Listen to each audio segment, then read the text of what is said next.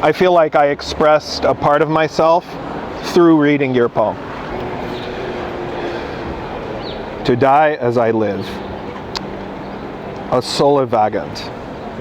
No friend loves indeed. I am arrogant.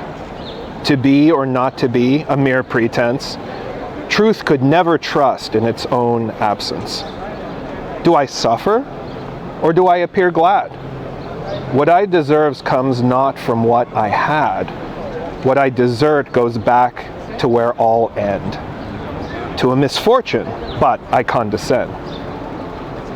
I'll start over to this one because I made a mistake. Do I suffer, or do I appear glad? What I deserve comes not from what I had. What I desert goes back to where all end. To a misfortune, I but condescend. Likewise, I breathe and move among the crowd, or would sooner lie down under the clouds, measuring the rhythm of my time left. Let the big world grind. Asleep serves me best. To die as I live, a Solivagant. No friends loved indeed, I am arrogant. To be or not to be, a mere pretense. Truth could never trust in its own absence. Do I suffer or do I appear glad? What I deserve comes not from what I had. What I desert goes back to where all end. To a misfortune, I but condescend. Likewise, I breathe and move among the crowd, or would sooner lie down under the clouds. Measuring the rhythm of my time left, let the big world grind, asleep serves me best. I know that I was born alone and I will die alone. So at the end of the day, I need to take care of what I really want to do in my life. And sometimes people around you are not going to want to be a part of that. So sometimes I have to be alone, and I choose to be alone. I think I can feel the pain from the writer. I can understand that this person had to make some sacrifices and had to choose to go alone and to be alone again, but they're okay with it. They're just flowing through life, and they understand that people will come and go, but at the end of the day, this person is alone and they have to do their journey. Solitude.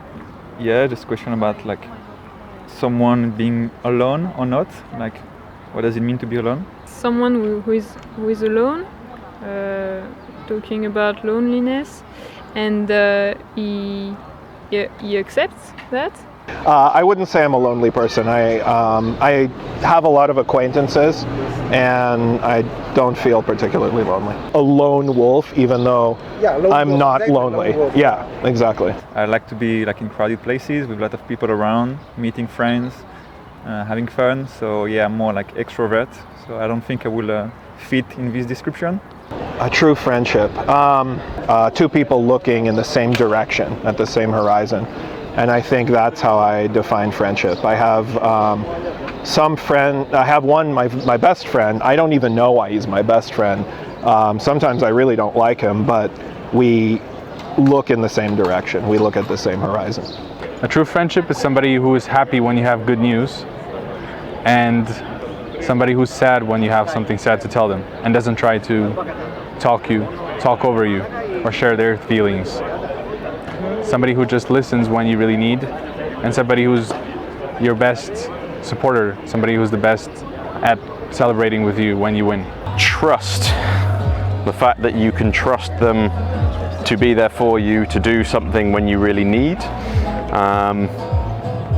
Yeah, ultimately being there for someone and knowing that you can talk to them about anything without judgment and with real advice rather than fake advice or telling you what you want to hear. I wasn't particularly betrayed. I think probably I have betrayed more than I've been betrayed. Probably at times, yeah. And trust is, sometimes it takes a while to rebuild. To die as I live, a Solivagant. No friend loves indeed, I am arrogant. To be or not to be, a mere pretence. Truth could never trust in its own absence. Do I suffer or do I appear glad? What I deserve comes not from what I had. What I desert goes back to where I'll end. To misfortune I but condescend. Likewise, I breathe and move among the crowd, or would sooner lie down under the clouds, measuring the rhythm of my time left. Let the big world grind, as sleep serves me best. Do I suffer or do I appear glad? Because I think it really shows the dichotomy of how somebody can feel when they're suffering through something and when they're back alone again, and the lessons that they had to take from whatever happened to them to choose to be alone. What I deserve comes not from what I had. It sounds like that all I have comes from what I did in the past and how I lived my life so far.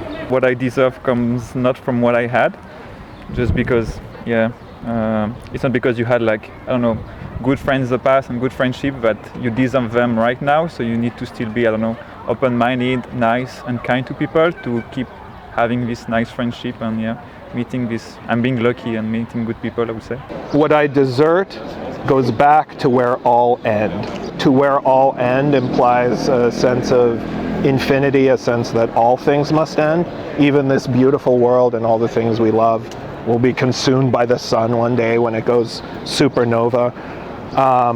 There's something tragic there, but there's something affirming as well. It's a line that I think has a lot of mystery and a lot of things to unpack. Likewise, I breathe and move among the crowd.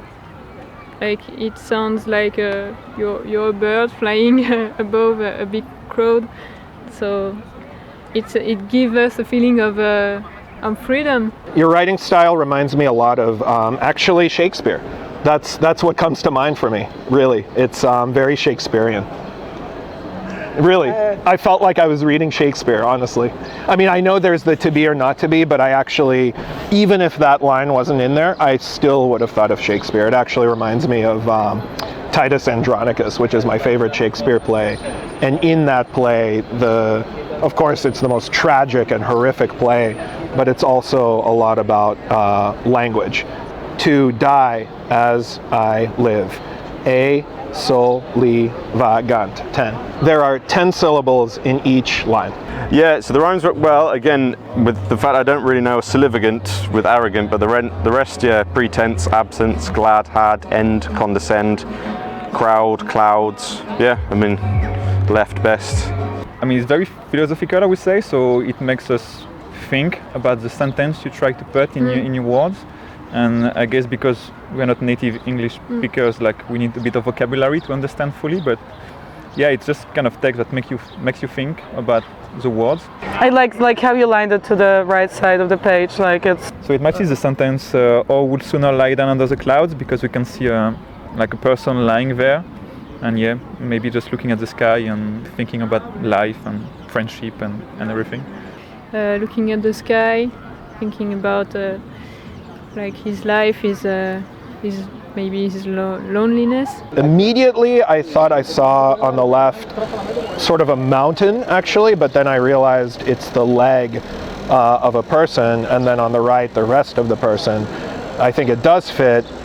There's the person seeming, and naked and alone in a vast kind of whiteness, but there's something of substance, and we don't quite know what it is. Is that the same person lying there, or is it like one Solivagant person lying there, and then there's a break or a border or whatever that one could or could not overcome to meet the other person on the other side of the picture?